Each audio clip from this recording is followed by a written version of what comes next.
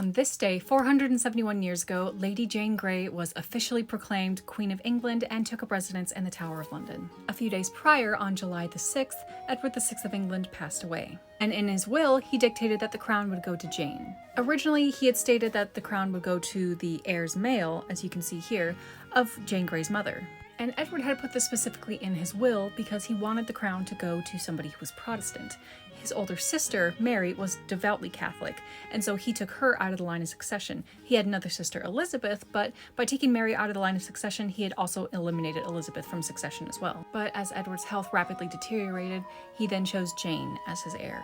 And when Edward did pass away, his death was not announced until 4 days later on the 10th of July. Jane, however, was not only informed of Edward's death in advance, she was also informed that she had been named queen. And this was news that she didn't take happily. It was said that when she heard the news, she wept. Jane eventually accepted her new role, and on the 10th of July, 1553, she was proclaimed Queen of England. Now, when Jane did face the crowds on the way to the Tower of London, she didn't have the warmest reception. After all, she didn't grow up in the public eye the way the princesses Mary and Elizabeth had. Not only that, but Mary Tudor had written a letter asserting her right to the throne and demanding the obedience of the council. This caused a great deal of dissent among Jane's family, and rightfully so, because Jane would go down in history as the ill-fated queen of 9 days. And she would go from awaiting her coronation to awaiting her execution the following year on the grounds of the Tower of London.